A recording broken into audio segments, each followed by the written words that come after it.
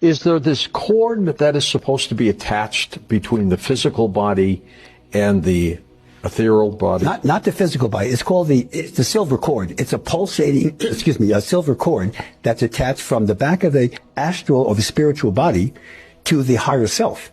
That's why it's pulsating. You're getting energy from your higher self. Now, in a regular out-of-body experience, most people don't see it because it's behind them. Right. You have to kind of spin around to do that, or see somebody else's silver cord. Stretch indefinitely, right? Yes, but here's the difference. When a person clinically crosses into spirit or clinically dies, that cord is severed. It's severed. So if you see a severed cord... Like an umbilical cord in birth. Exactly, except it's death rather than birth, okay? Yeah. So if it's severed, you ain't coming back, is what the point is on that one.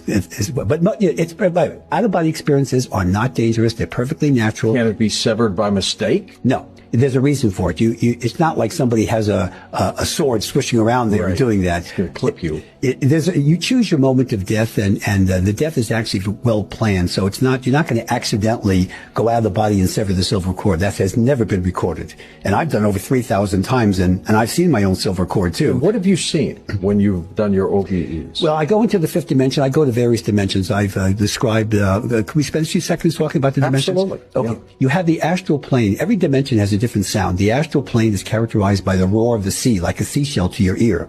And if you go to the astral plane, to the upper, not the lower one, the lower one is psychic attack. The upper would be godlike?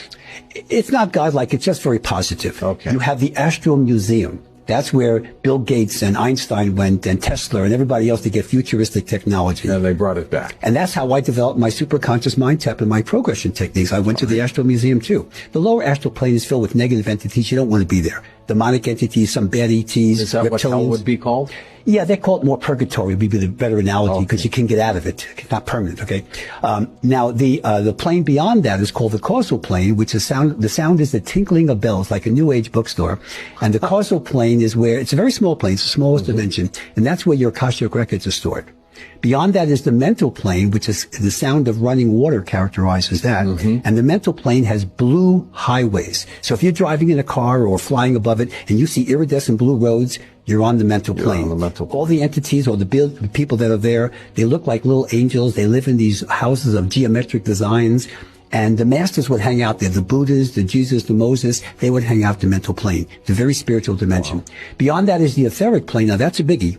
The etheric plane is the largest dimension. The sound of buzzing bees is the characteristic. And that's when I talk with you on the show about the etheric plane surgeons. So if you have a medical issue that like cancer, AIDS, or lupus, or something that you can't cure, and there's nothing you can do on the earth plane, the reason why the etheric plane